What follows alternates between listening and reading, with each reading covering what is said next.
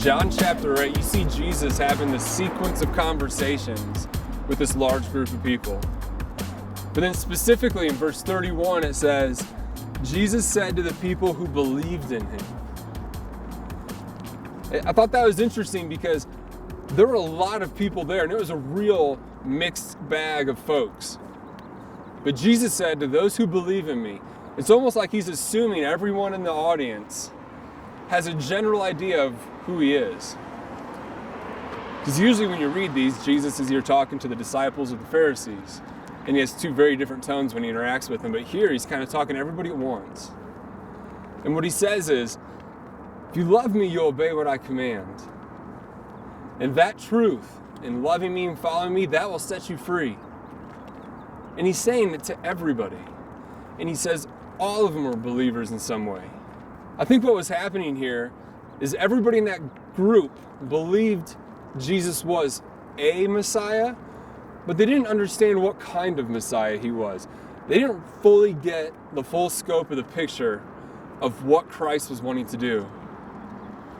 Because you had two camps of people. You had the Jewish religious elite that really believed that the Messiah God was going to send was going to be this political conquering hero. And they're hoping for that. They're hoping that the Messiah would just come in and have a huge win for them right in the here and now. But Jesus was on a different page. He came to be a humble and a suffering servant. He didn't come to physically defeat the Romans. He didn't come to physically set the Jewish people free.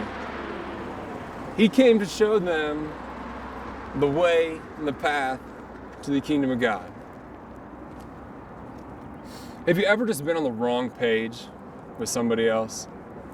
I don't think there's anything more confusing than being on the wrong page but thinking you're on the right page with someone. That has the potential to just mess all sorts of things up. I think that's what the Jewish people were. They thought they were on the same page as Jesus was. They thought they were on the right track with him. But man, somehow, they just totally missed it. They weren't on the same page. Jesus wanted to show them the right way.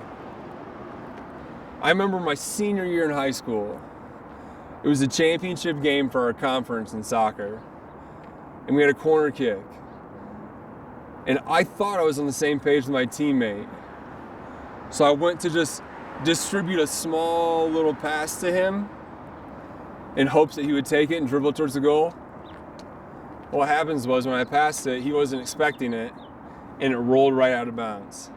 And about 90 seconds later, the game was over. I totally blew an opportunity for us to win the game. And I felt like an idiot. See, I thought I was on the same page as my teammate, but I wasn't. When you think you're on the same page as somebody else, you're just going to keep going through with what you're already wanting to do. The Jewish authorities from the same place, they thought they were on the same page as Christ. They thought he was going to come and conquer and rule and do it right then and there.